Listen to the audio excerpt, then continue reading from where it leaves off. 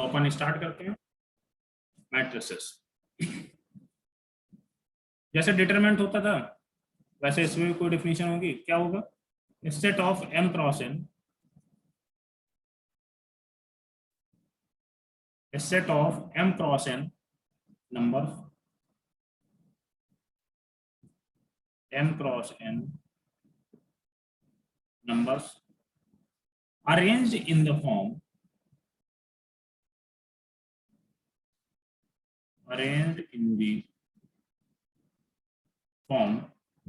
of an ordered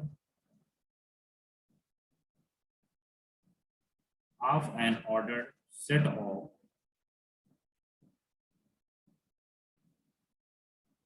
m cross n। अब यहां पर बेटा m को क्या बोलोगे आप? रोज। और n को क्या बोलोगे आप? कॉलम्स। ओके, जैसे डिटरमिनेंट पढ़ते थे वहां पर क्या होता था, m क्रॉस n मतलब n क्रॉस n का डिटरमिनेंट होता था, उसमें क्या होता था, तो 2/2 का होगा, या तो 3/3 का होगा, या तो 4/5 का होगा, या 1 का होगा। बट यहाँ पर मैट्रिसेस में अलग होता है, यहाँ पर रोज और कॉलम अलग अलग हो सकते हैं, बट डिटरमिनेंट में ऐसा नहीं होता। ठीक है, तो m क्रॉस n तो मतलब m यहाँ पर क्या होगा? रोज होगा, एंड n क्या होगा? कॉलम। ओके बेटा,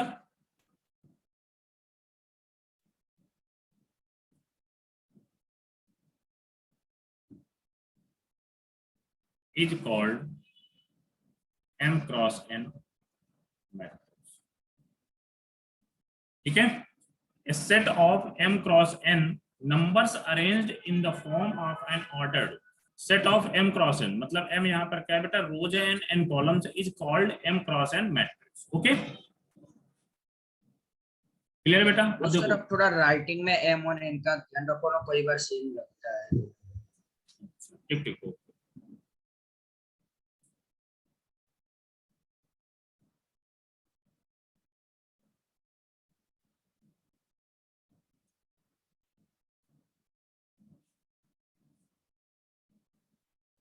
ठीक है, यस सर। अब देखते हैं बेटा अपन, अब इसको अरेंज कैसे करेंगे? जैसे वहां पर तो क्या होता था, सिंपली दो लाइंस ड्रॉ करके उसके बीच में एलिमेंट अरेंज कर देते थे। बट यहाँ पर आपको जो स्क्वायर ब्रैकेट के अंदर एलिमेंट को अरेंज करेंगे, जैसे A11 A12 A13 date date dash, ऐसे कुछ होगा। मान लो यहाँ पर A1, यहाँ पर क्या लिखोगे? A1n लिख दो यार। ठीक है, मतलब फर्स्ट रो में n कॉलम तक जा रहे हैं हम लोग।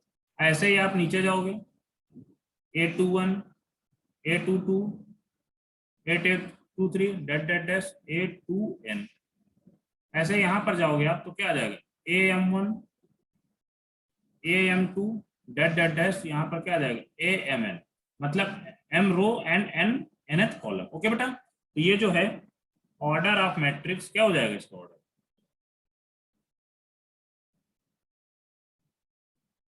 Order of matrix equal to m cross.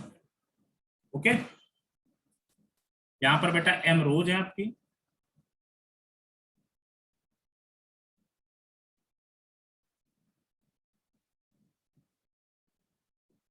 n column. Okay,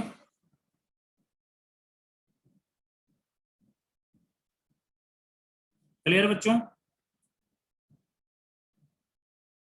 matrix equal to n rows m rows and n columns.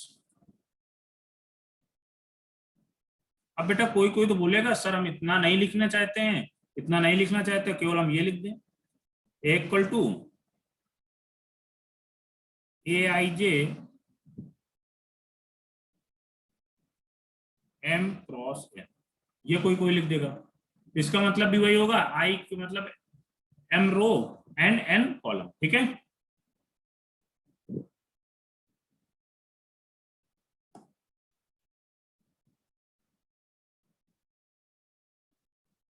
where Aij represents the element at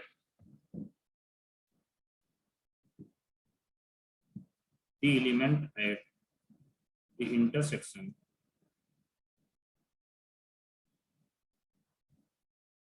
intersection of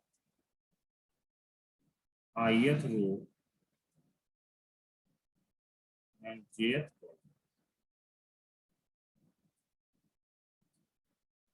note कर लो बेटा।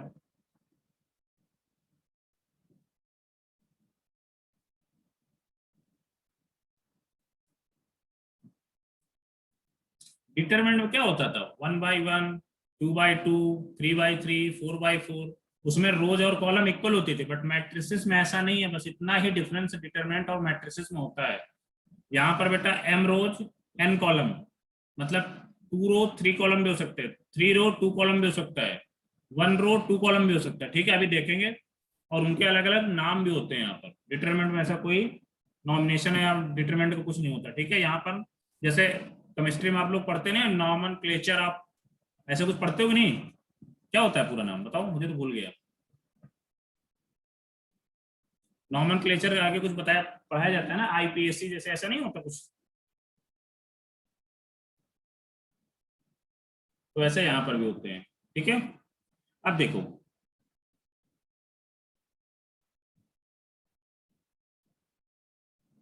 Types of matrices.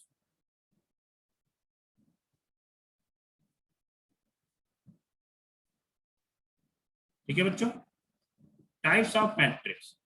तो इसमें क्या होता है बेटा, जैसे जैसे मैट्रिक का आकार ही बोल दो, जैसे जैसे मैट्रिक का साइज चेंज होगा, तो वैसे वैसे मैट्रिक्स के नाम भी और चेंज हो जाएंगे, ठीक है। जैसे पहला स्टार्ट करते हैं अपन लोग square matrix.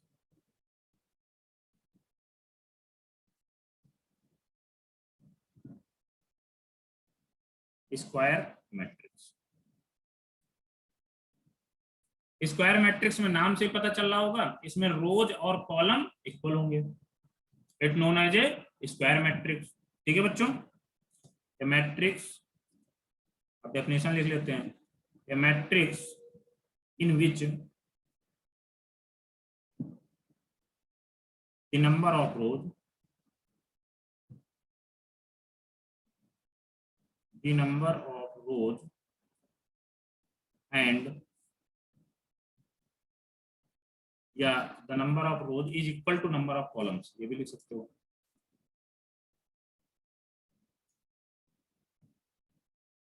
A matrix in which the number of rows is equal to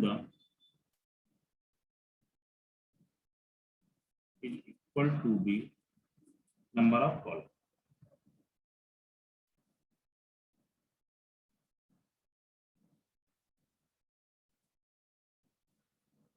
square matrix में number of rows is equal to number of columns होंगे, ठीक है बच्चों। अब देखते हैं, एग्जाम्पल के थ्रू समझते हैं।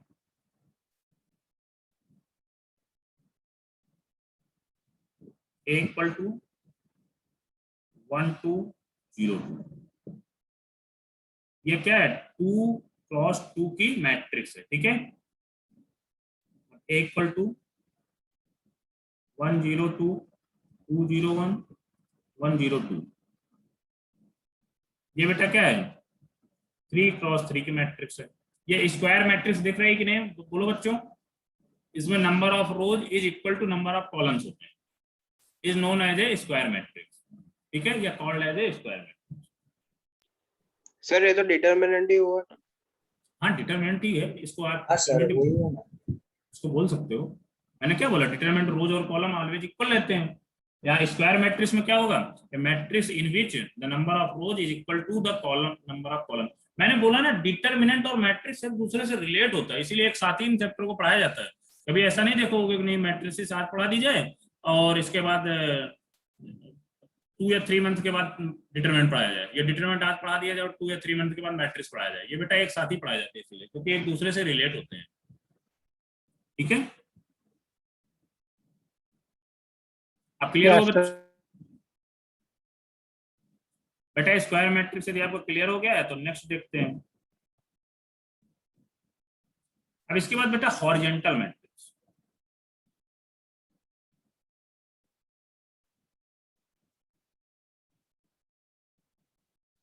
हॉरिजॉन्टल मैट्रिक्स किसी को आइडिया बेटा बोलो।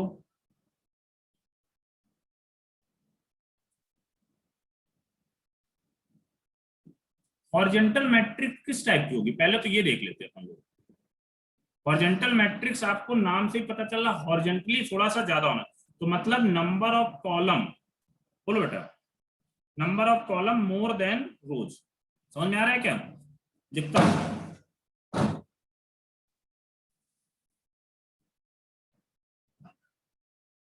matrices in which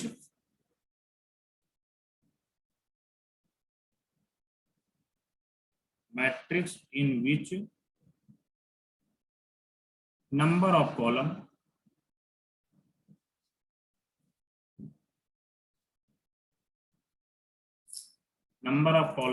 is या are more than number of rows. Number of written number of column are more than number of row is known as a horizontal matrix. ठीक है बच्चों, example के through देखते हैं।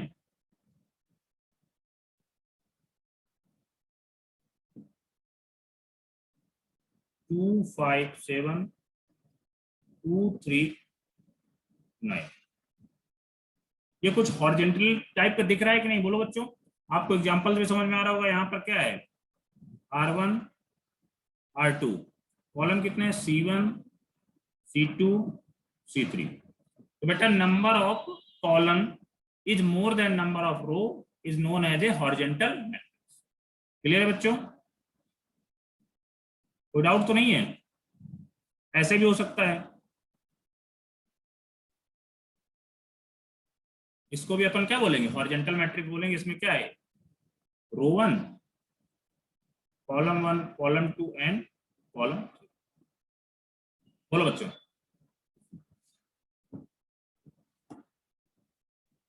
इसमें भी देखिए क्या है, कॉलम मतलब इसको ऐसे भी बोल सकते हो, जे को कॉलम से डिनोट करते हो, जे ग्रेटर देन आई, यहाँ पे जे is greater then.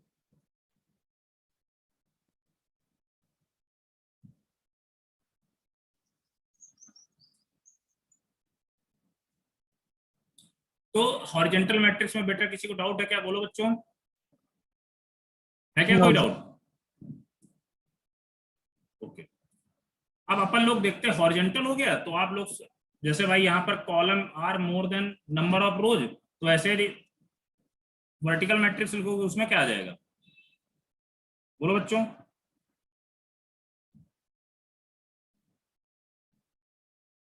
Vertical matrix,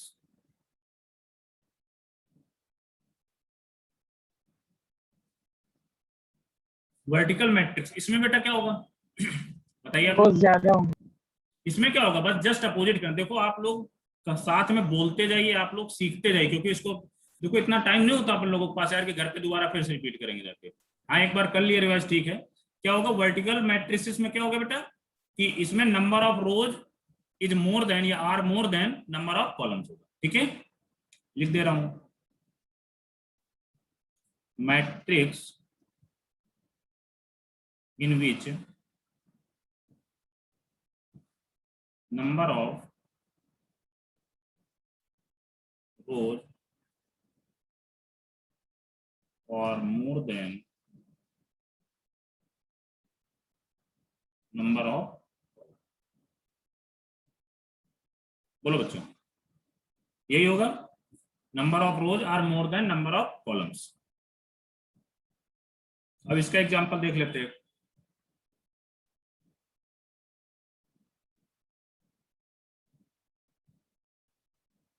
ये भी हो सकता है,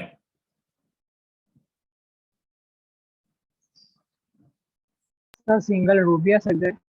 यस बेटा, यहाँ पर देखो इसमें क्या है, नंबर, बस आपको ये चीज देखनी है, number of rows are more than number of column. तो बेटा इसमें नंबर ऑफ रोज क्या है, 3 है, और कॉलम तो 1 है, तो क्लियर है भाई, आएगा। जैसे देखो यहाँ पर मैंने 1 रोज और 3 कॉलम, तो यहाँ पर क्या आ जाएगा, R1 R2 R3, और कॉलम क्या है, एक कॉलम है, ठीक है भाई, क्लियर है। यहाँ पर क्या आ जाएगा, R1 R2 R3, यहाँ पर कॉलम 1 एंड कॉलम 2। ये बेटा बस आपको ऐसे करना है, ठीक है। क्लियर है सारे बच्चों को? Horizontal matrix and vertical Yes, sir. Matrix, इसमें केवल आपको इतना याद रखना, हॉरिजॉन्टली जैसे है तो आपको number of columns are more than number of rows, vertical matrix है तो number of rows are more than number of columns. Okay बच्चों, अब इसके बाद रो मैट्रिक्स।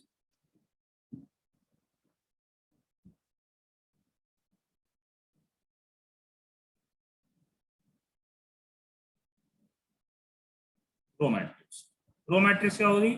ए matrix having only one row, केवल वन रो जिसमें होगी उसे रो मैट्रिक्स बोलेंगे। ओके बच्चों, a matrix having only one row is called a row matrix। बेटा a matrix having only one row is called a row matrix. तो ये इसको कैसे एग्जांपल से तो समझेंगे? 1 0 3, यहाँ पर कॉमन नहीं होगा, ठीक है? 1 0 3,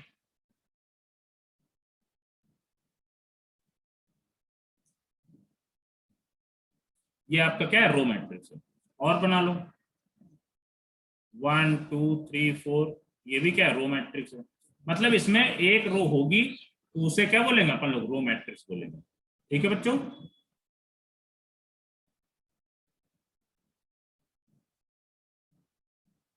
अब कॉलम कितने भी हो सकते हैं, हमें कॉलम की बात नहीं कर रहे हैं यहाँ। रो मैट्रिक्स में ओनली वन रो होनी चाहिए, ठीक है?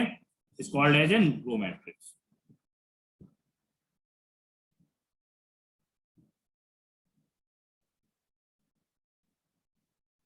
कॉलम मैट्रिक्स आपको नाम से पता चल गया होगा, इसमें क्या होगा बोलो बच्चों?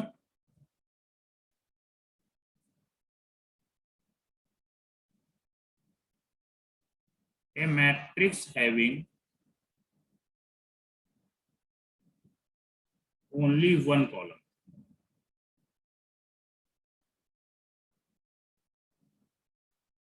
Is called column matrix. ठीक है बच्चों, a matrix having only one column is called a column matrix. Example 7 2 5, ये क्या है भाई? इसमें केवल और केवल एक कॉलम होना चाहिए, ठीक है भाई? एक कॉलम है, is called as a column matrix. Note कर लो बच्चों।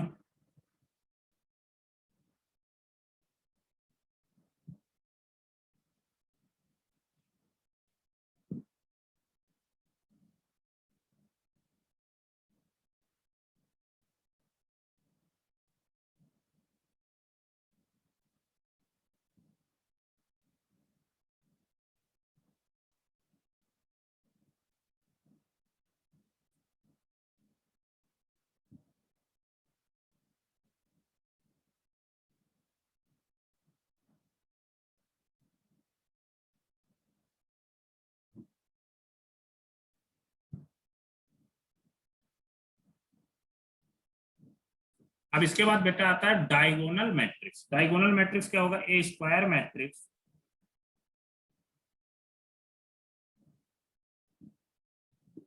ए square matrix A equal to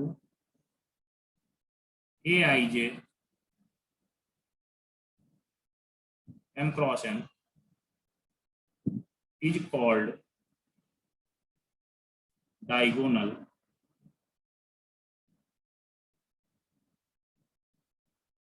diagonal matrix. बेटा डायगोनल मैट्रिक्स होने के लिए केवल आपको एक प्रॉपर्टी याद रखना है, a i j equal to 0 where i does not equal to j. I does not equal to j, a i j 0 होगा जहां पर i does not equal to j होगा। ठीक है, देखते हैं कैसे।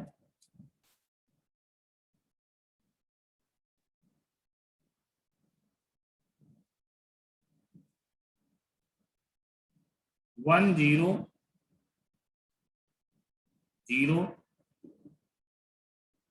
ये क्या है बेटा, यहाँ पर देखो a i j equal to 0 where i does not equal to j. देखो यहाँ पर क्या है, इसको आप थोड़ा सा और रिप्रेजेंट करें तो A11, A12, A21, A22। तो बच्चों यहाँ पर क्या आएगा देखिए, i j equal to 0, i j equal to 0 वहां जहां पर i does not equal to j. तो A12 मतलब ये है और ये दोनों एलिमेंट 0 यदि हो जाएंगे तो जो रिक्वायर्ड मतलब जो बचेगी मैट्रिक्स वो क्या हो जाएगा आपका, डायगोनल मैट्रिक्स हो जाएगा। ठीक है बच्चों, क्लियर है?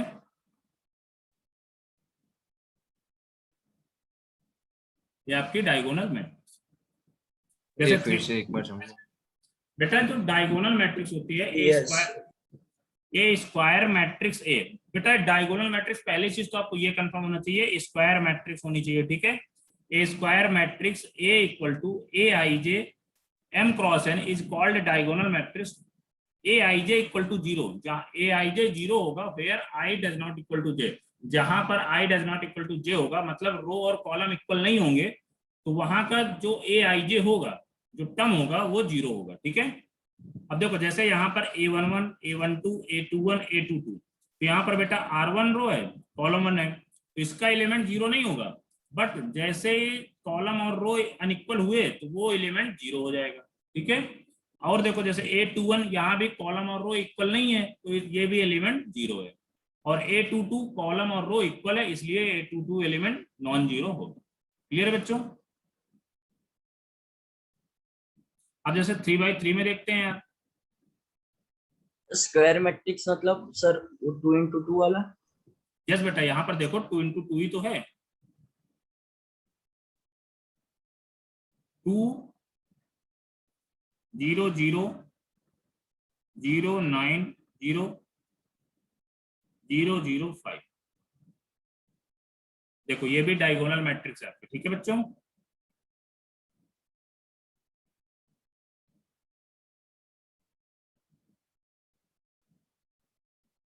इसमें भी देखो केवल और केवल डायगोनली एलिमेंट जो है नॉन 0 है, अदरवाइज सारे एलिमेंट 0 है, इज नोन एज ए या is called a diagonal matrix. अब क्लियर है? बोलो बच्चों। मतलब सर कोई भी एक डायगोनल के अलोंग एलिमेंट्स नॉन जीरो होने चाहिए तो डायगोनल मैट्रिक्स। यस बेटा, डायगोनल मैट्रिक्स जो मेन डेफिनेशन है, मेन जो है a i j equal to 0 here i does not equal to j. जहां पर i does not equal to j आएगा वहां पर 0 होगा। ठीक है, ए आई जे 0 होगा। जैसे देखो यहाँ पर A11, A12, A13, A21, A22, A23, A31, A32, A33। तो बेटा यहाँ पर क्या देखो, जो 1 1 आई जे जहां पर इक्वल है वहां पर तो नॉन 0 है, अदरवाइज सब जगह 0 एलिमेंट आ गए। ठीक है, जितने भी देखो इसकी जगह भी 0, इसकी जगह भी 0, यहाँ यहाँ यहाँ यहाँ सब जगह क्या 0 आ गया ना बेटा।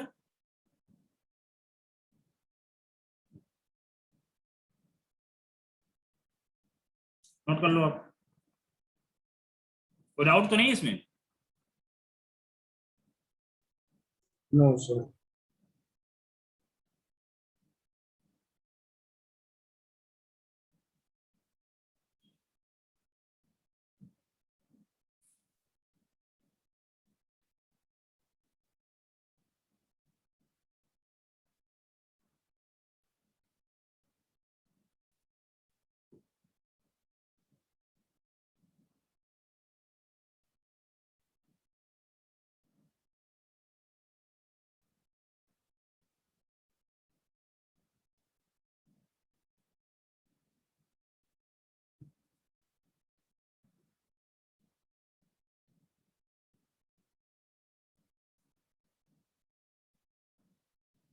हाँ, तो बच्चों डायगोनल मैट्रिक्स हो गई। इसके बाद अपन लोग पढ़ते हैं scalar matrix.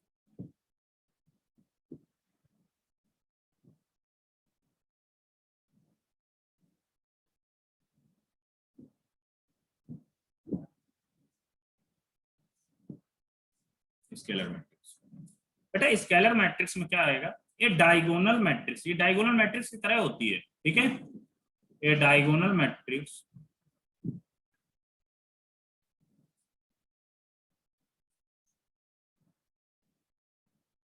in which all the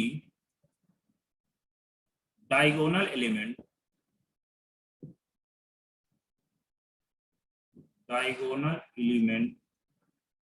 are equal। बस इसमें एक ये चीज आ जाती है, a diagonal matrix in which all the diagonal element are equal. पहली चीज तो आपको स्केलर मैट्रिक्स से क्या समझ में आया, वो डायगोनल मैट्रिक्स होनी चाहिए। फिर इसके बाद क्या होना चाहिए, डायगोनल मैट्रिक्स में क्या जो एलिमेंट के जो हैं, देखो यहाँ पर 1 है 2 है, बट इसमें क्या होगा, जो डायगोनल एलिमेंट होंगे वो आर इक्वल होंगे। ठीक है, तो देखते हैं पहले डायगोनल मैट्रिक्स। स्केलर मैट्रिक्स क्या आ जाएगी, 1 0 0 1 टाइप की, या 2 0 0 0 2 0 0 0 2। ठीक है, मतलब जो इसमें डायगोनल के एलिमेंट है वो इक्वल होने चाहिए। ठीक है बेटा, is known as a scalar matrix. कोई डाउट तो नहीं है, बोलो बच्चों। No sir.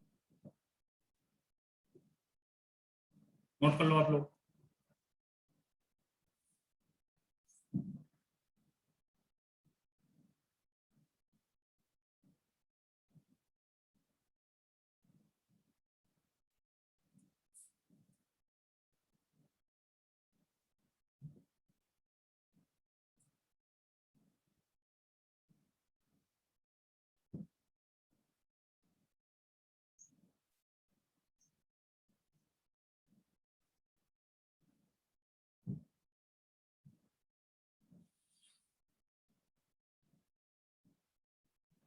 अब बेटा जो नेक्स्ट, आइडेंटिटी और यूनिट मैट्रिक्स। आइडेंटिटी और unit matrix,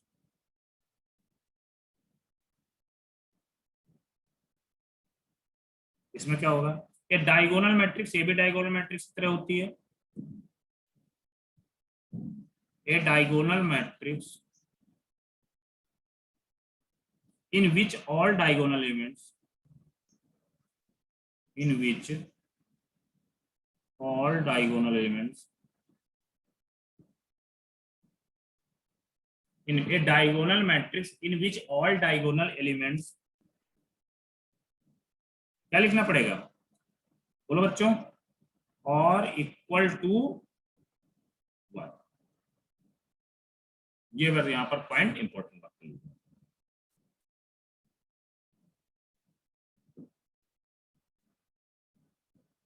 The identity matrix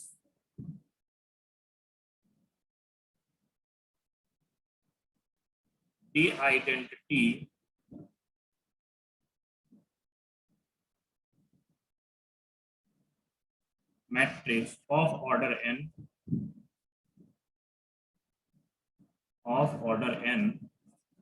ठीक है, या स्मॉल n कर लीजिए यहाँ पर।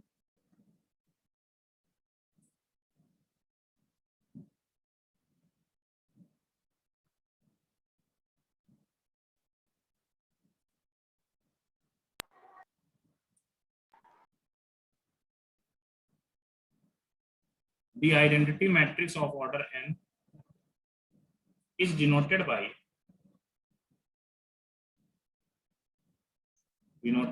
कैपिटल I है। ठीक है, अब देखते हैं कैसे क्या है ये। A diagonal matrix in which all diagonal elements are equal to 1। ठीक है, इक्वल टू 1 भी कर सकते हो आप। अब देखिए, जैसे यहाँ पर इसको I2 मीन्स 2/2 की मैट्रिक्स होगी। ठीक है, तो क्या होगा, 1 0 0 1।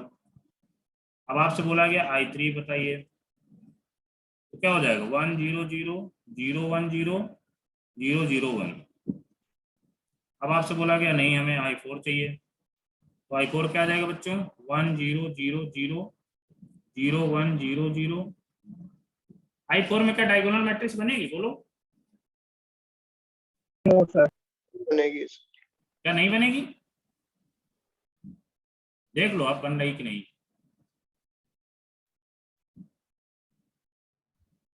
क्या बन रहा है क्या? मुझे तो लग रहा है बन रहा है यार। 4x4 की मैट्रिक्स ले लो, क्या डायगोनल मैट्रिक्स नहीं बनेगी? बनेगी यार, देखो ये डायगोनल एलिमेंट तो है। ठीक है बच्चों, तो यदि यहाँ पर क्या है, कभी कभी आपसे क्वेश्चन पूछा जाएगा, इसका यूज है, ये नहीं आपसे पूछा जाएगा कभी कि आइडेंटिटी मैट्रिक्स और यूनिट मैट्रिक्स बताओ, तो आपसे बोल दिया जाएगा I3, तो I3 मतलब आपको ये लिखना है, I4 बोल दिया जाए आपको ये लिखना है, I2 बोल दिया जाए आपको ये लिखना है। ठीक है, क्वेश्चन बोला जाएगा ए I2 मैट्रिक्स, I2 मतलब जैसे ही आपको I आ गया तो आपको वहां पर यूनिट भी ना बोले तो आप समझ जाना चाहिए कि ये आइडेंटिटी और यूनिट मैट्रिक्स है। ठीक है, a diagonal matrix in which all diagonal elements are equal to 1, the identity matrix of order n, मतलब जैसे 2x2 हो, 3x3 हो, 4x4 is denoted by in। ठीक है, नोट कर लो बच्चों।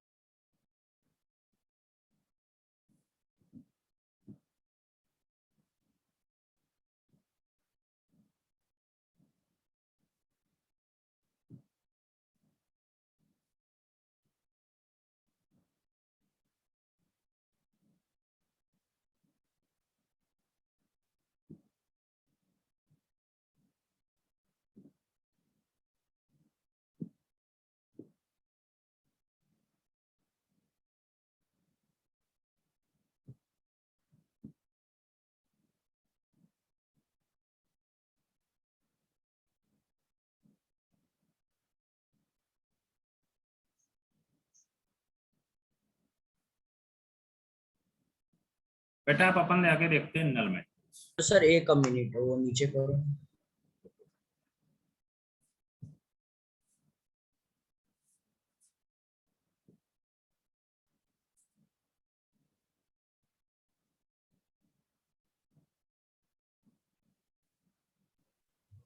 यस सर हो गया।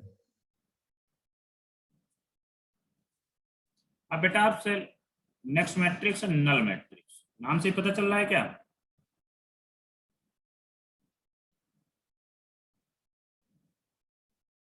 ए मैट्रिक्स रूल है a matrix rule,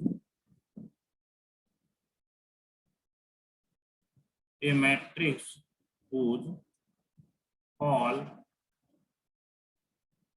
elements are zero is called a null matrix। Clear बच्चों? a matrix whose all elements are zero is called a null matrix। Example,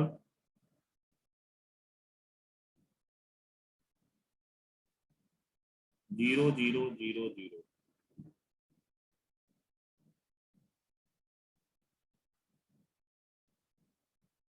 sir बोलो। Sir वो identity वाला matrix और ऊपर वाला scalar में difference क्या है सर? स्केलर में डिफरेंस ये है ना बेटा, यहाँ पर 1 1 भी हो सकता है, 2 2 भी हो सकता है, 3 3 भी हो सकता है, कुछ भी हो सकता है। ठीक है, बट क्या है डायगोनल में क्या है, देखो फिर से एक बार मैं रिपीट कर दे रहा हूँ। डायगोनल मैट्रिक्स हमने पढ़ा, तो diagonal matrix a square matrix A equal to i a i j m cross n is called a diagonal matrix. तो बेटा यहाँ पर क्या है, ए आई जे के अलावा जितने भी, मतलब ए आई जे इक्वल टू 0 कब होगा, जब a i does not equal to 0 होगा। तो मतलब डायगोनल जो एलिमेंट है उसके अलावा जितने एलिमेंट होंगे वो सारे 0 होंगे, इसे आप बोलेंगे डायगोनल मैट्रिक्स। ठीक है, यहाँ पर देखो 2 9 5, यहाँ पर देखो नंबर क्या डिफरेंट है। अब इसके बाद जब स्केलर मैट्रिक्स आया यार, तो डायगोनल मैट्रिक्स की तरह होता है, बस इसमें क्या होता है, जितने भी डायगोनल एलिमेंट होते हैं वो आर ऑल इक्वल होते हैं। तो क्लियर हुआ? हाँ सर। अब इसके बाद जब ये हो गया, तो इसके बाद आइडेंटिटी मैट्रिक्स में क्या आता है, ये diagonal matrix in which all diagonal elements are equal to 1, मतलब जो डायगोनल एलिमेंट है ये 1 के इक्वल हो ऑलवेज होंगे। क्लियर है? आइडेंटिटी मैट्रिक्स हो गया। अब नल मैट्रिक्स क्या है, a matrix whose all elements are 0 is called a null matrix, मतलब इसमें सारे एलिमेंट क्या होंगे, 0 होंगे, उसे आप नल मैट्रिक्स बोलोगे। क्लियर बच्चों? अभी कोई डाउट है क्या, बोलो। ये थोड़ा सा आप याद रखना, डायगोनल में क्या होता है, कि डायगोनल एलिमेंट नॉन जीरो होते हैं ऑलवेज, और इसके अदर जो एलिमेंट होते हैं वो जीरो होते हैं। स्केलर में फिर आप क्या याद रखोगे कि मतलब उसमें 111 या 222 या 33, मतलब जो डायगोनल के एलिमेंट है ना वो इक्वल होने चाहिए। फिर आइडेंटिटी में क्या बोलोगे, इसमें तो सारे एलिमेंट 1 1 होने चाहिए, मतलब डायगोनल के जो एलिमेंट है वो 1 1 होने चाहिए। ठीक है, नल मैट्रिक्स आपका ये हो गया, all elements are zero is known as a null matrix.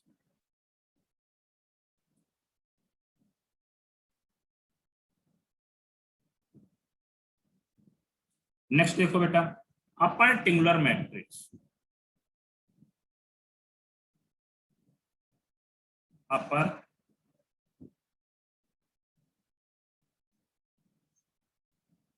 ट्रिंगुलर, नाम से क्या पता चल रहा है आपको, अपर ट्रिंगुलर मैट्रिक्स में कुछ ट्रिंगल टाइप का कुछ यूज होगा, नाम से तो हमें थोड़ा सा ये पता चल रहा है। देखते हैं, ए स्क्वायर मैट्रिक्स, ये भी एक स्क्वायर मैट्रिक्स में अप्लाई होगा। A square matrix A equal to aij is called an upper triangular matrix is called an upper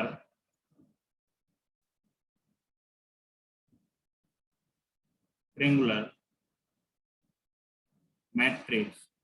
क्या होगा यहाँ पर, if aij equal to 0, aij 0 होगा कहां पर, for all i is greater than j।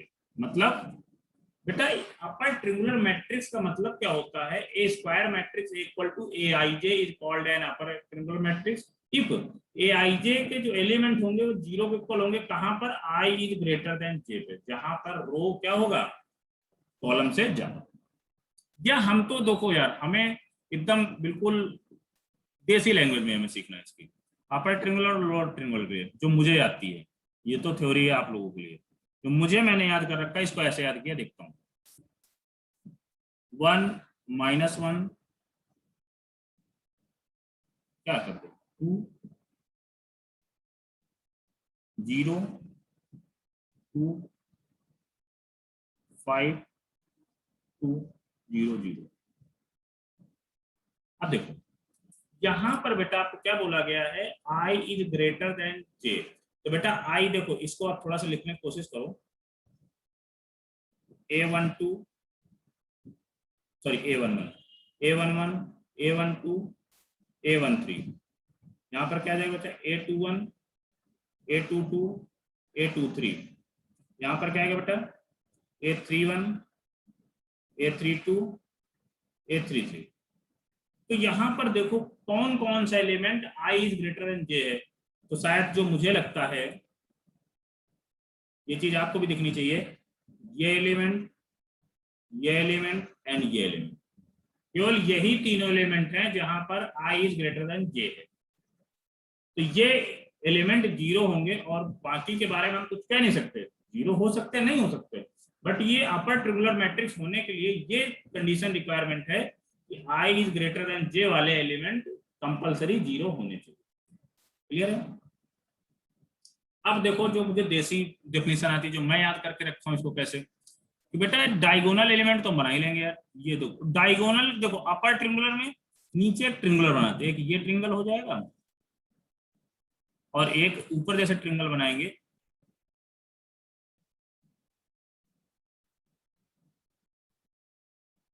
थोड़ा सा इसमें और अच्छा से मान लो ट्रिंगल ही मानो, ठीक है, थोड़ा सा एलिमेंट अच्छे से नहीं सेट किया इसलिए।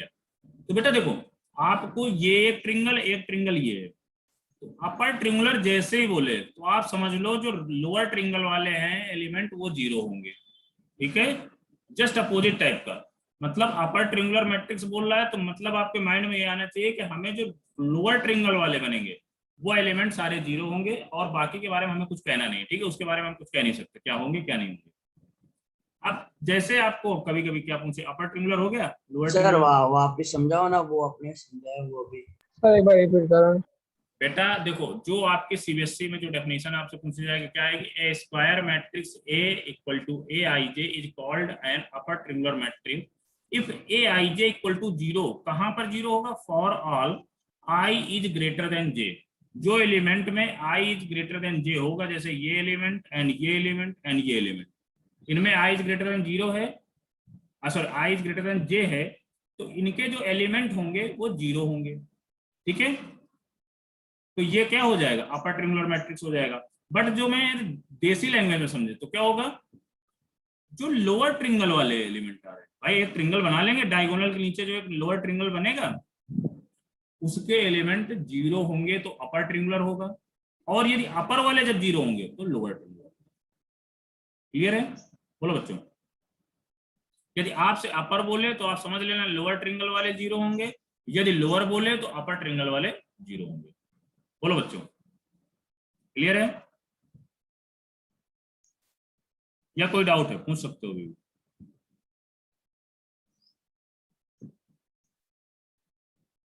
Lower triangular matrix,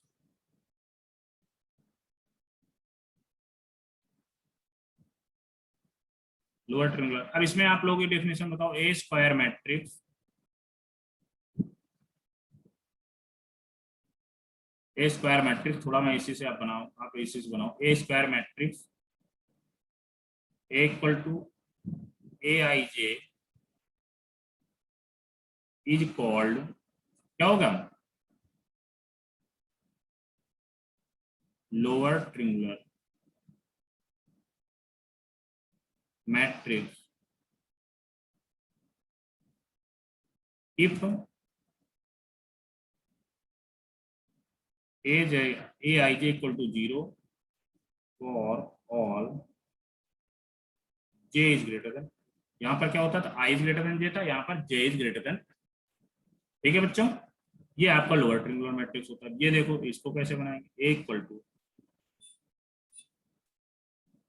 1 2 -3 2 1 0 0 0 0। यहाँ पर देखो बेटा, जो अपर ट्रिंगुलर है, लोअर ट्रिंगुलर में क्या है? अपर ट्रिंगुलर के एलिमेंट 0 है। ठीक है, is known as a lower triangular matrix. Clear है बच्चों? बोलो, अपर ट्रिंगुलर और लोअर ट्रिंगुलर कोई डाउट तो नहीं है अब आप लोगों को?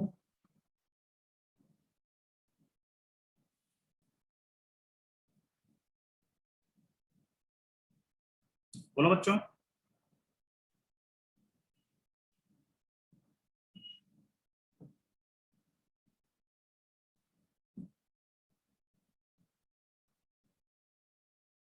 कोई डाउट हो तो अभी पूछ सकता है, नहीं नोट करिए देन आगे मूव करते हैं।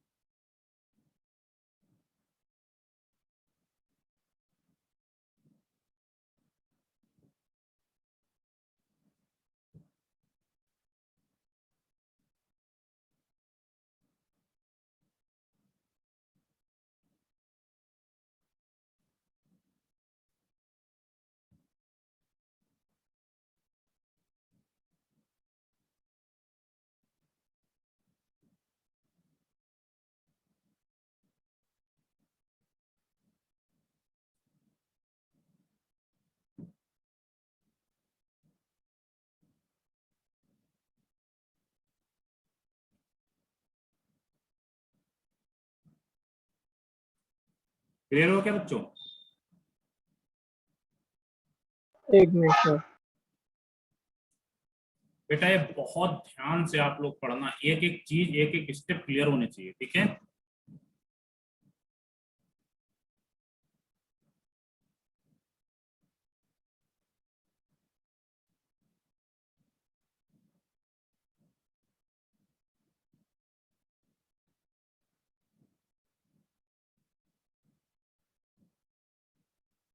यस सर, हो गया। अब बेटा जितनी मैट्रिक्स थी कुछ टाइप हमने बता दी, अभी कुछ टाइप बाद में बताएंगे, पहले अपन लोग पढ़ते हैं operations of matrices.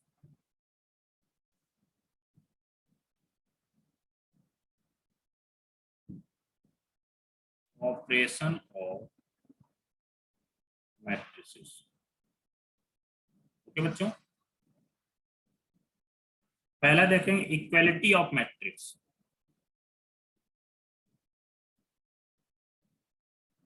Equality of matrix क्या है? देख, two matrix of same order,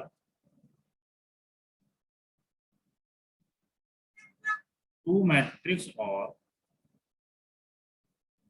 same order, two matrix और सेम ऑर्डर और इक्वल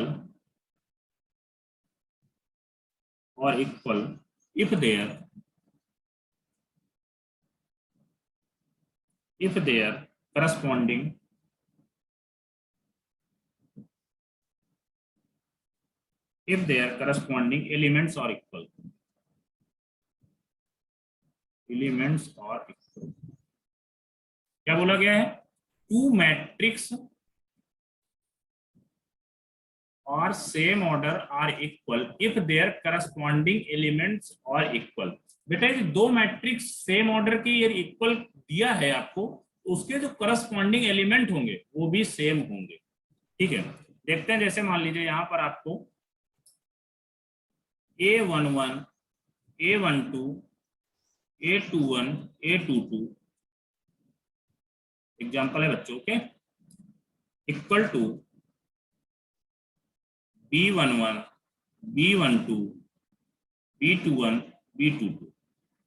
बेटा ये दो मैट्रिक्स आपसे बोल दिया जाए दो मैट्रिक्स आर इक्वल, तो आपको ये चीज समझ में आना चाहिए, जैसे A11 equal to B11, A12 equal to B12, A21 equal to B22, क्या आएगा? B21 आएगा, और A22 इक्वल टू B22।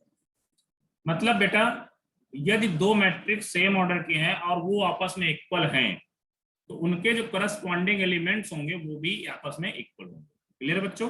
जैसे A11 B11 से, A22 A12 B12 से, A21 B21 से, A22 B22 से।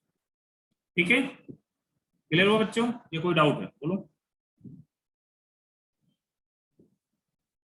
अब इसका क्वेश्चन कैसे आते हैं? अब आप लोगों को ये सब चीज तो पढ़ने का ठीक है, इसके पहले अपन क्वेश्चन देखते हैं। एक क्वेश्चन देखते हैं कैसे इसमें क्वेश्चन पूछे जाते हैं। सर एक सेकंड नीचे करो, मैं फोटो ले। नोट कर लेना, नोट कर लेना, अभी मैं कर दूंगा। क्वेश्चन पहले देखो फिर नोट कर लेना, ठीक है? मैं दे दूंगा time. 2x plus 4 3y minus x z plus 2 x plus z equal to 0 5 3 minus. ये चीज आपके बेटा दी है। ये क्या दिया हुआ आपसे? ये दोनों मैट्रिक्स इक्वल है, आपसे इतना बोल दिया find the value of x plus y plus z. Find the value of x plus y plus z. Okay बच्चों, ऐसे क्वेश्चन आपसे पूछे जाएंगे, तब आप क्या करोगे? बेटा दो मैट्रिक्स आपस में इक्वल है और सेम ऑर्डर, ये हमें दिख गया, तो इनके जो करस्पॉन्डिंग एलिमेंट होंगे वो भी आपस में क्या होंगे? इक्वल होंगे। जैसे 2x प्लस 4 इक्वल टू 0 कर दोगे। क्लियर है ना बच्चों? Yes sir. 3y minus x equal to 5 कर दोगे। z प्लस 2 इक्वल टू 3 कर दोगे। x plus z equal to क्या कर दोगे बच्चों? -1 कर दोगे। अब देखो यहां से x निकल आएगा, x इक्वल टू कितना आएगा? -2। आप -2 इसमें रख दो, y निकल आएगा। 3 pi plus 2 equal to 5, then y equal to 1। y equal to क्या आ जाएगा? यहाँ से 1 आ जाएगा। अब बेटा z प्लस 2 इक्वल टू 3, तो z इक्वल टू कितना आ गया? 1 आ गया। अब x y z हमसे पूछा गया था, आप रख के इसमें रख के भी देख सकते हो क्या ट्रू है या फॉल्स। तो -2 z कितना है? +1 इक्वल टू -1 की तरह आ रहा है। तो यहाँ से कितना आ गया? x plus y plus z, -2 +1 +1 equal to 0। Clear बच्चों? ऐसे ही आपसे क्वेश्चन बोले जाएंगे, आपको बोला नहीं जाएगा ये इक्वलिटी ऑफ मैट्रिक्स, ये कुछ नहीं बोला जाएगा आपको, केवल इतना क्वेश्चन दे दिया जाएगा, बस ऐसे ही क्वेश्चन आएगा, इफ इतने इक्वल टू इतना find the value of x plus y plus z. तो आपको समझ जाना चाहिए कि मैट्रिक्स सेम ऑर्डर की और दो मैट्रिक्स आपस में इक्वल है तो उनके करस्पॉन्डिंग एलिमेंट भी आपस में इक्वल हो। ठीक है, अब बेटा आप नोट कर सकते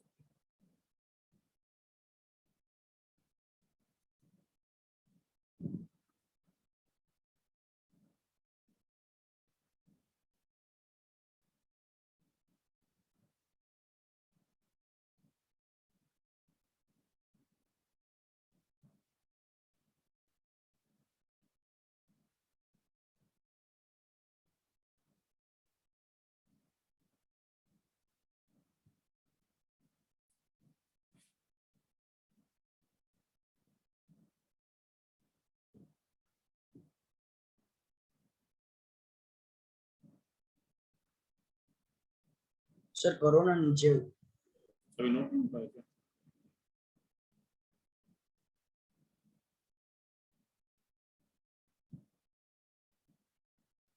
हो गया।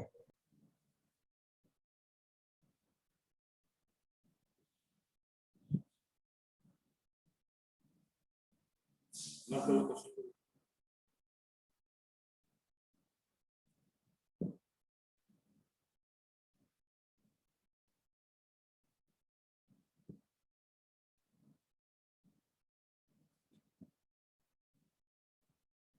ऐसे ही क्वेश्चन बेटा डिफरेंट डिफरेंट क्वेश्चन आएंगे, आपके बुक में भी एनसीईआरटी में दिए हुए हैं, आपके मॉड्यूल में भी होंगे।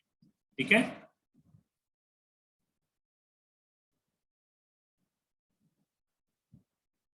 क्या सारे बच्चों को मॉड्यूल मिल गया है? अभी तक की क्लास में कोई डाउट हो तो आप पूछ सकते हो, देन अब नेक्स्ट देखेंगे कल। ठीक है बेटा, सब्ट्रैक्शन ऑफ मैट्रिक्स मैंने अलग से नहीं बताया, उसी क्वेश्चन में बता रखा हूं आपको। आप लोग बुक में देखो तो सर ने तो यार सब्ट्रैक्शन ऑफ मैट्रिक्स नहीं बताया, एनसीईआरटी में तो दिया होगा, तो इसलिए मैं बोल रहा हूँ सब्ट्रैक्शन ऑफ मैट्रिक्स बस सेम है, कुछ नहीं, प्लस की जगह माइनस हो जाना है बस। सर ये वो अपना सेकंड वाला मैट्रिक्स एडिशन इज एसोसिएटेड वाला। हाँ तो बेटा क्या है, जैसे मान लो यहाँ पर ए, नहीं नहीं मेरी बात सर मैं ऐसा बोल रहा हूँ, उसपे ये दोनों साइड है तो उसमें कट नहीं होगा सर। अरे यार जब कट कर अभी इसमें ब्रैकेट लगा हुआ है ना, देखो बेटा ए प्लस बी को आप ऐड करोगे, अब इस लॉ को इसमें क्यों कर रहे हो? जो लॉ होता है लॉ तो पढ़ना ही पड़ेगा ना, मतलब a plus b plus c equal to a तो प्लस आप बी। ही समझाओ ना। यहाँ पर जैसे मान लो एक मैट्रिक्स ए दिया, ये मैट्रिक्स बी या सी दिया, तो इसमें जब ए प्लस बी को हमने पहले ऐड कर दिया देन सी को ऐड किया इक्वल टू, या ऐसा भी कर सकते हैं ए को बाद में ऐड करें बी प्लस सी को ऐड करते हैं, ये होता है आपका एसोसिएटिव लॉ। अब कैंसिलेशन लॉ होल्ड तब करेगा ना जब मान लो a plus b equal to a plus c दिया हुआ है, तो आप ए से या कैंसिल कर दो, अब इसमें कहां से आप कर दोगे भाई, ये अलग लॉ है ये अलग लॉ है यार। ठीक है, हाँ यदि आपसे ऐसे दिया यस होता sir. A plus b plus c equal to a plus b plus c, ये तो सभी कैंसिल हो रहे हैं, फिर क्या करें, इसमें कोई लॉ ही नहीं, सब लॉ कैंसिल हो रहे हैं, इसलिए बोल रहे हैं ये अलग लॉ है ये अलग लॉ है। बोलो अभी तक कोई डाउट हो तो आप पूछ सकते हो, देन आप कोई होमवर्क हो या कोई क्वेश्चन डाउट हो तो आप पूछो, जिसका डाउट नहीं हो तो वो मूव भी कर सकता है। बेटा मैं खुद ही बोल दूंगा यार, डेली मुझे भी नहीं यार अच्छा लगता कि आप लोग 1.5 घंटे क्लास करते हो, इसलिए मैं यार जल्दी छोड़ दिया। खुश, आज तो खुश हो? खुश तो बहुत यस सर। अरे यार जल्दी क्लास छोड़ दिया, इससे अच्छी बात क्या है, इससे अच्छी बात कुछ हो सकती है क्या? नहीं सर। तो फिर बेटा वैसे भी अपन सिलेबस जो है ना बहुत आगे चल रहा है, जो अन्य बच्चे जैसे मॉर्निंग वाले में उनसे बहुत आगे अपन लोग, टेंशन ना लो। अक्टूबर तक आपका 15 नवंबर को मुझे दी गई है डेट, 15 नवंबर मैं आपका अक्टूबर में ही खत्म कर दूंगा सिलेबस, 15 अक्टूबर 1 मंथ पहले ही खत्म कर दूंगा। हाँ अब आप क्वेश्चन सर पूछो। आप फिर साथ सर में उसके एचआरटी बाद कराओगे? क्या हुआ, क्या हुआ प्रथम? एनसीईआरटी कराओगे वैसा पूछ रहा अरे एनसीईआरटी तो कराएंगी ना, एनसीईआरटी में होमवर्क लिख लो आप, क्योंकि ऐसे तो आप लोग करोगे नहीं जब तक होमवर्क मुझे रिटर्न में देना पड़ेगा, ये मेरे पास रिकॉर्ड रहता है कि मैं होमवर्क आपको दिया हूँ, क्योंकि आप लोग तो वैसे भी, हाँ एनसीईआरटी 4 पॉइंट एक्सरसाइज 4.1 ये आपका होमवर्क है, ठीक है, एक्सरसाइज यस सर। 4.1 एनसीईआरटी तो कोई एडिशन नहीं हुआ ना, ऐसा कुछ तो नहीं है यार, क्योंकि मॉड्यूल में आपका सुबह अभी जब 11th वाली आपकी क्लास हो रही थी ना, तो वो मॉड्यूल इस बार चेंज करवाया गया है ना, इसलिए मुझे लगा कि एनसीईआरटी में तो कोई चेंजमेंट नहीं कर दिया आप लोगों ने, गवर्नमेंट ने तो कर दिया भाई, जो हमारे पास वही आपके पास भी होगी। तो देन 4.1, एक सेकंड रुकना, 4.2 देखते हैं क्या है। एग्जाम्पल मैं होमवर्क नहीं देता हूँ, बट आप उसको करेंगे एग्जाम्पल आपका, और 4.2 भी पूरी करेंगे आप लोग। इसमें तो मैंने ज्यादातर क्वेश्चन तो सब करा ही रखे हैं आपको नोट्स में। 4.2 आपका होमवर्क हो गया। एरिया ट्रिंगल, ये मैंने नहीं पढ़ाया अभी, मैं पढ़ा दूंगा अभी लास्ट, मुझे याद दिला देना, जब मैट्रिक्स फाइनल कर दूं ना मैं, तो उसके बाद मैं पढ़ा दूंगा, ठीक है बेटा। एक्सरसाइज 4.4, 4.3 को अभी छोड़ देना, उसको मैंने एरिया ट्रिंगल पढ़ा के 10 मिनट का टॉपिक मैं खत्म कर दूंगा, ठीक है। याद दिला देना आप लोग, तो मैं भूल भी जाऊं तो। अब एडजॉइंट ये सब अभी नहीं, कुछ केवल इतना ही करना, 4.1, 4.2, 4.3, सॉरी 4.4। मॉड्यूल को होमवर्क में बाद में दूंगा, ठीक है बेटा। पहले मैं सर से ये कंफर्म कर लूँ आप यस लोग सर। एडिशन होकर कुछ तो नहीं मिलेगा, क्योंकि मेरे पास तो शायद लास्ट ईयर के मॉड्यूल पड़ा हुआ है,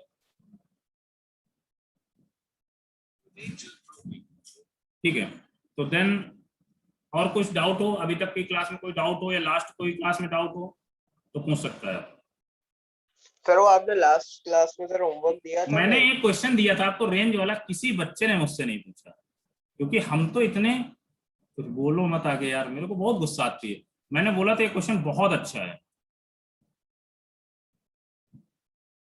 ऐसे था क्या कुछ क्वेश्चन, एक बार मैं मुझे याद नहीं है क्लियर, शायद यही था, ये वाला क्वेश्चन किसी ने किया था।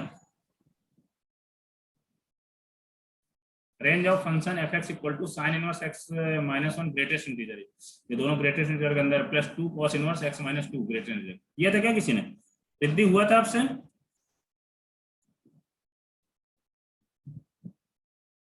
नहीं बोलोगे आप लोग, मुझे पता है ना, किए सर तो मैंने किया। नहीं किया ना, वो नहीं करोगे तुम लोग, क्योंकि हम तो सर इतने आलसी हैं कि हमें तो कुछ करना ही नहीं है। ये तो कहो हम घर वालों के दबाव में, घर वालों के डांटने की वजह से क्लास ही कर लेते, वही बहुत, हम एहसान कर रहे हैं आपके ऊपर, ऐसा बोल दो सर, हम आपके ऊपर एहसान कर रहे हैं क्लास करते। बहुत यार, सच में ऑफलाइन होते हैं ना तो आप लोगों को ज्यादा ही सुनाने में कुछ एकदम राइट टाइम रहते हैं आप लोग। तो देन ये क्वेश्चन एक बार ट्राई करो एटलीस्ट, नहीं होता फिर मैं बताऊंगा। हाँ आप बताओ प्रथम, तुम्हारा क्या डाउट था? सर आपने इसी लेक्चर में सर और एक दिया था ना, वो एक डिटर्मिनेंट का, बेटा f question, x is equal, अच्छा हाँ हाँ समझ गया, समझ गया, समझ गया। F x equal to differentiation का जो था, वो कुछ क्वेश्चन बोल दो, मैं भूल गया हूँ उस टाइम। क्वेश्चन बोल दो बच्चे एक बार, मेरे पास एक्स cos x, एक सेकंड रुकना, मेरे पास बुक पड़ी हुई है, बुक का ही क्वेश्चन था किसी का।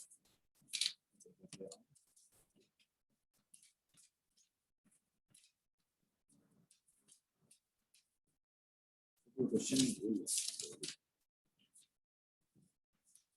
यार बोल दो, मुझे याद ही पता नहीं कहाँ, x cos x, x cos x, फिर हाँ 2x sin x 2x sine x, और x tan x, x ten x, नीचे क्या दिया हुआ था? फिर 1 x एक्स 1, 1 फिर 1 1 2x और 1। 2x। आपसे बोला गया होगा find the value of f dash x upon x, कुछ लिमिट शायद लगा दी गई होगी ना यहाँ पर, limit x tending to 0 f of x upon x square था कि एक्स था, x स्क्वायर था। है ना। तो आप यदि यहाँ पर आप रखोगे तो ये 0 0 बन जाएगा भाई, 0 भाई 0 रख दोगे इसमें, तो ये पूरा 0 0 मतलब 0.0 फॉर्मेट बन रहा है, तो एल रूल लगा दो यार, एल रूल लगाओ तो क्या होता है एल रूल, यार हम तो भूल गए यार, रिवाइज करा दो, ऐसा ही ना कुछ बेटा। इसका डिफरेंशिएशन है, न्यूमिनेटर का डिफरेंशिएशन अपॉन डिनोमिनेटर का डिफरेंशिएशन, और ऊपर का डिफरेंशिएशन करोगे, मैंने बोला था क्या होगा, इसमें फर्स्ट सेकंड फंक्शन लगाओगे क्या आएगा, एक्स माइनस का साइन एक्स प्लस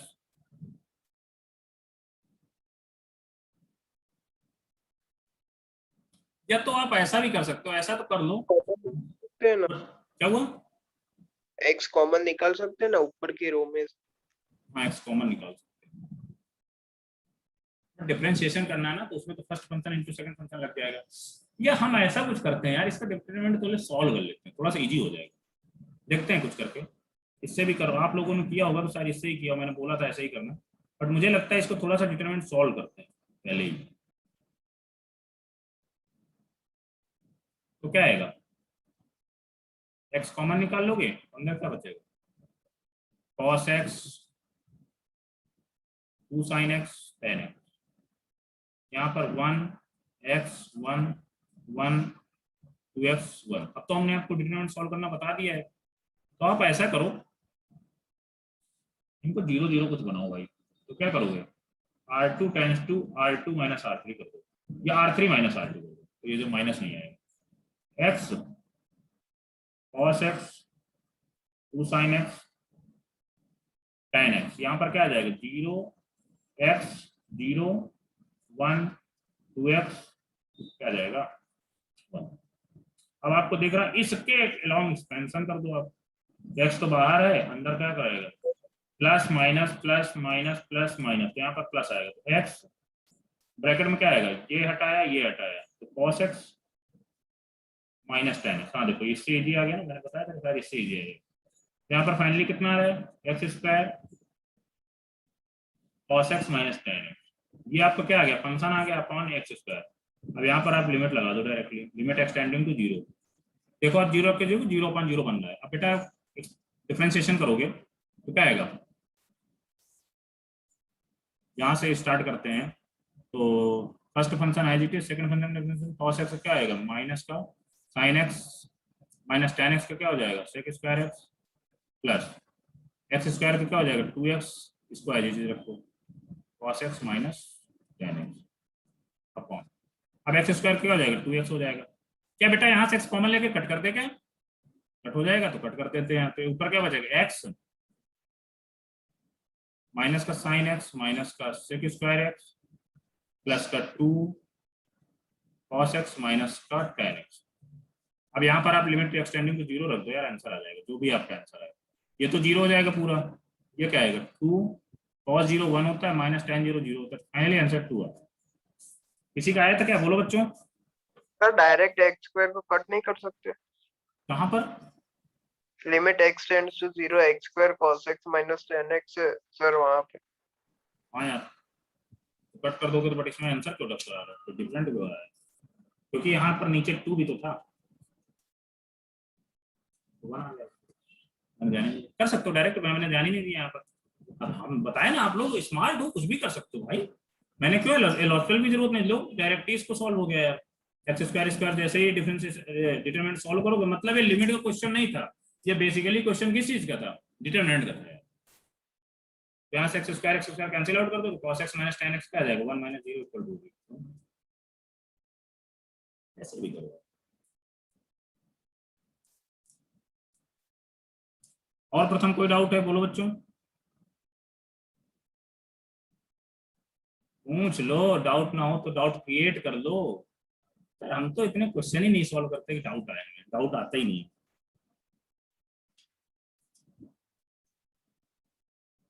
क्वेश्चन के डाउट पूछो तो मुझे अच्छा लगता है। क्वेश्चन आप लोग पूछो यार, ज्यादा से ज्यादा, जितना ज्यादा आप करो उतने ज्यादा मुझसे पूछोगे यार, तो मुझे थोड़ा सा अच्छा लगेगा, और चीजें और लेक्चर को और इंटरेस्टिंग बना सकते हैं। ठीक है, तो एटलीस्ट यार आप लोग, अब तो आपको ये शेड्यूल बना लेना चाहिए, मिनिमम 20 क्वेश्चन तो आपको डेली करना ही करना है। मिनिमम 20 क्वेश्चन मैथ के अंदर मैं बात करता हूँ, मिनिमम। इतने क्या नहीं करते हो आप लोग? बोलो, इतने क्या करते हैं? किसी ने 1 2 कर ले तो बस 1 या 2, मिनिमम 20 क्वेश्चन करने हैं आपको। ठीक है,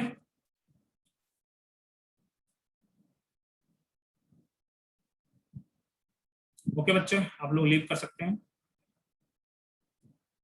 सर वो वाला क्वेश्चन नहीं करवाया, साइन इनवर्स एक्स इंटीजर है, ग्रेटेस्ट इंटीजर एक्स माइनस। वो रेंज मैंने अभी, जब आप लोगों ने ट्राई नहीं किया तो क्यों बता दूं? ट्राई किए हो? बता दूं आप लोगों को, ऐसा लग रहा हो बता दूंगा अभी। किसी ने ट्राई नहीं किया आप लोगों ने, तो कैसे मैं बता दूं?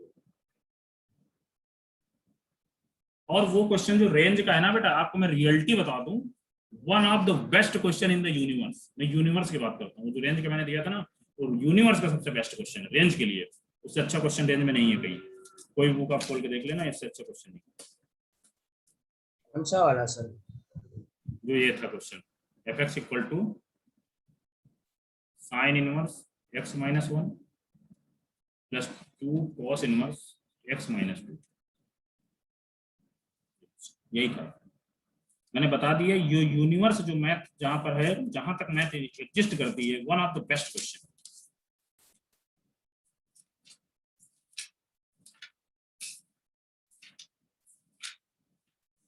मुझे भी पता अभी चला ये बेस्ट क्वेश्चन। और मैं इसका मैंने आंसर बता दिया, इसके आंसर क्या कर दूं क्या अभी, बोलो यार, अभी एक बार ट्राई करो, आप कर दो। ट्राई कर लो यार, बात मान जाओ बेटा, ट्राई कर लो।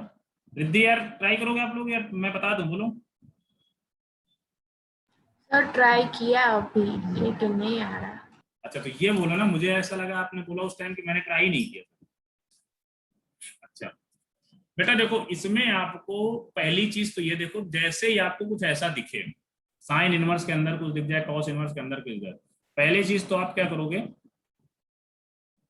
साइन इनवर्स टी, तो यहां से जो टी आपके आ जाएगा, अब देखो टी इक्वल टू क्या आएगा, बोलो बच्चों। इसमें कितने भाई, ग्रेटेस्ट इंटीजर क्या देगा, बाहर इंटीजर ही तो देगा यार। अब कौन कौन से इंटीजर सेटिस्फाइड हो गए, -1 और 0 और 1, इसके अलावा कोई इंटीजर होगा क्या, बोलो बच्चों। साइन इनवर्स के अंदर आप -1, 0 और 1 के अलावा कोई इंटीजर डाल सकते हो क्या, नहीं। और ग्रेटेस्ट इंटीजर लगा हुआ, इसीलिए हमने यहाँ पर साइन टी इक्वल टू -1, क्योंकि साइन इनवर्स इसको जब हमने टी मान लिया तो टी इक्वल टू -1, 0 और 1। ऐसे यार आप कॉस में कर सकते हो, तो यहाँ से भी क्या आएगा, टी इक्वल टू -1, 0 और। अब देखते हैं बच्चों, अब ये टी इक्वल टू -1, 0 और 1 बोला है, तो पहले आप ग्रेटेस्ट इंटीजर x -1, बहुत ध्यान से समझना, बहुत लंबा भी क्वेश्चन है, x -1 इक्वल टू, एक बार -1 लोगे, एक बार आप ऐसा करो x -1 इक्वल टू 0 लोगे, एक बार आप ऐसा करो x -1 इक्वल टू 1 ले लो। अब बच्चों बताओ, x -1 ग्रेटेस्ट इंटीजर -1 के इक्वल होगा, तो x की लिमिट कहां से कहां तक होगी, -1 टू x -1 टू 0, ऐसे ही होगा। तो अब यहाँ पर क्या आ जाएगा, x कहां से कहां तक करेगा, तो ये तो 0 आएगा क्या यहाँ पर, ऐसे, ठीक है। x 0 to 1 के बीच में आ गया। अब इसको देखो, इसको क्या कर सकते हो, 0 to x -1 to 1, तो इसको देखो बेटा, तो यहां से क्या आ जाएगा, 1 to x 2। अब इसको देखो तो क्या कर सकते हो, 1 to x -1, या सॉरी यहाँ पर 2 होगा,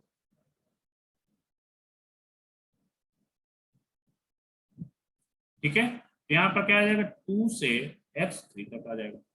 बोलो बच्चों, यहां तक इस स्टेप में किसी का डाउट होगा, यहां तक बोलो, कोई डाउट हो तो पूछ सकता है। No sir. अभी कोई डाउट तो नहीं भाई, ग्रेटेस्ट इंटीजर सिंपली प्रॉपर्टी लगाया, मैंने बताया था ग्रेटेस्ट इंटीजर -1 के इक्वल होगा, तो -1 से 0 के बीच में आएगा x, और ये जो अंदर वाला है 0 से 1 के बीच में आएगा, और यहाँ यदि 1 के इक्वल आ रहा है तो 1 से 2 के बीच में आएगा। ये चीज क्लियर हुई। इसी तरह आप बेटा क्रॉस वाले को कर लो यार, तो कॉस मतलब x -2 equal to -1, x -2 equal to 0, x -2 equal to 1, ऐसे सेम कर लो। तो -1 से x -2 टू 0, तो यहाँ से कितना आ जाएगा, निकाल के बताओ और।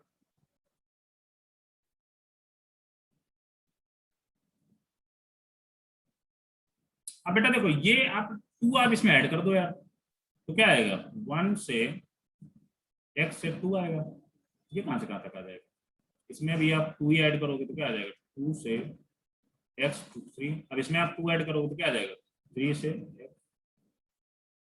अब जब दोनों का आ गया तो भाई x जब रेंज के लिए डोमेन तो वही रखोगे, तो कॉमन ही डोमेन रखोगे, तो आप अब इसमें देखो 0 to x to 1, 1 to x to 2, 2 to x to 3, and मतलब इंटरसेक्शन लेना है।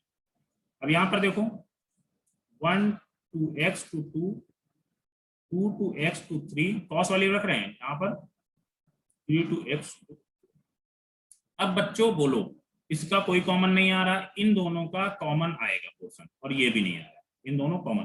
तो बेटा आपको जो x लेना है यही बीच के लेना है, ठीक है भाई। अब क्या करेंगे, तो आप देखो ये कौन सा है, ये वाला है, ये आपका ये रखोगे यहाँ पर, और इसमें क्या रख दोगे 1 से 2, मतलब इसमें रख दोगे। तो मतलब आप x माइनस 1 जब 0 रखोगे यहाँ पर, तो cos वाले में क्या रखोगे -1 रख दोगे। क्लियर है बच्चों? यहाँ से कितना आ जाएगा, sine inverse of 0 plus 2 cos inverse of -1, ये हो गया। अब बेटा ये वाला भी कॉमन आ रहा है और ये वाला भी कॉमन आ रहा है, 2 to 3 से 2 to 3 वाला कॉमन आ रहा है। तो आप दूसरे में क्या रखोगे, जब साइन इनवर्स ऑफ 1 रखोगे देन cos में क्या रखोगे 0 रखोगे, 2 cos इनवर्स ऑफ 0। अब बेटा आप ये साइन इनवर्स 0 क्या होता है, 0 होता है, प्लस साइन इनवर्स 0 0 होता है क्या, बोलो बेटा प्रथम क्या होता है, 0 ही होता है। अरे कुछ भी होता है, हमें तो सर कुछ भी π/2 होता है यार, π/2 प्लस सर 0 नहीं होता। तो सर 0 और पाई आती है ना वैल्यू, π/2 पर तो 1 होते ही, sin π/2 1 होता है ना साइन। अच्छा क्लियर है, मतलब मुझे ही नहीं क्लियर, ऐसा कुछ 0 होता है ना, ठीक। अब बेटा cos इनवर्स -1 क्या होता है, शायद आपको पता हो, 2 पाई आ जाएगा, मतलब cos इनवर्स -1 क्या होता है, -π होता है, 2 पाई, सॉरी पाई तो पाई होता है, और 2 पाई आ जाएगी। यहाँ से तो आपका क्या है 2 पाई एक रेंज आ गई। अब इसमें देख लो साइन इनवर्स 1 क्या आएगा, π/2 आएगा, प्लस क्या आएगा, ये cos इनवर्स 0 क्या होता है, बोलो बच्चों, पता ही नहीं सर क्या cos इनवर्स 0 क्या होता है, π/2 होता है क्या, इंटू 2, तो यहाँ से क्या आएगा 3π/2। तो आपकी जो रेंज आ गई कितनी आ गई 3π/2, 2, यही आपकी फाइनल रेंज। समझ में आया? इसीलिए मैंने इसको बोला था यूनिवर्स का बेस्ट क्वेश्चन, इससे अच्छा क्वेश्चन बना ही नहीं रेंज सॉल्व करने के लिए, क्योंकि इसमें देखो पूरा ग्रेटेस्ट इंटीजर का यूज करवाया है, देन फिर इंटरसेक्शन भी हमें आना चाहिए, इसके बाद साइन इनवर्स की, देन प्रॉपर्टी साइन इनवर्स की। ठीक है, किसी बच्चे को अब डाउट हो इसमें तो आप पूछ सकते हो, क्योंकि अच्छा क्वेश्चन है, किसी को मानता हूं मैं डाउट आ सकता है। बोलो बोलो बेटा,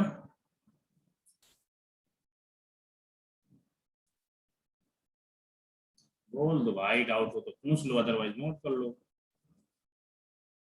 नो सर। मैं इसका सॉल्यूशन आपकी रिकॉर्डिंग में एक बार डाल दूं क्या, समझा के, बोलो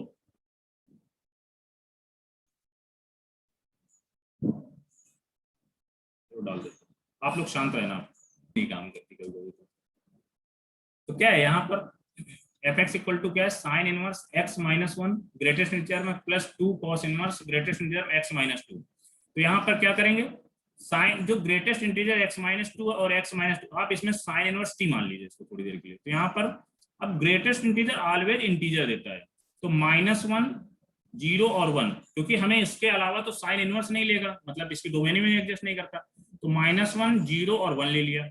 वैसे ही cos इनवर्स क्या लेगा, -1 0 और 1 लेगा। देन अब अपन क्या करते हैं, greatest integer x -1 equal to -1 कर देंगे, एक बार 0 कर देंगे, एक बार 1 कर देंगे। इसी तरह x -2 एक बार -1 करेंगे, एक बार x -2 करेंगे, एंड एक बार x -2 के इक्वल। ठीक है भाई, x -2 equal to -1, x -2 equal to 0 और x -2 इक्वल टू 1 कर देंगे। अब देन आप इसमें x की वैल्यू निकाल लीजिए, यहाँ एक x की आ गई, ये x की आ गई, ये भी आ गई, ये तीनों वैल्यू आ गई, 3 इसकी 3 इसकी 6। अब आप इन दोनों में आप यहाँ पर एंड लगा, मतलब भाई एंड लगाओगे तभी तो इनका इंटरसेक्शन ले लोगे। तो जो इंटरसेक्शन लेने के बाद जो आएगा, जैसे मान लो जो एक ये इंटरसेक्शन इसके इक्वल और ये, तो इन दोनों को आप ले सकते हो। तो जब x -1 यहाँ पर 0 लोगे आप, तो यहाँ पर x -2 इक्वल टू क्या लोगे, -1 लोगे। यहाँ पर x -1 इक्वल टू जब 1 लोगे तो x -2 क्या लोगे बेटा, 0 लोगे। ठीक है, देन आप वैल्यू निकाल सकते हो। सर बाय बेटा।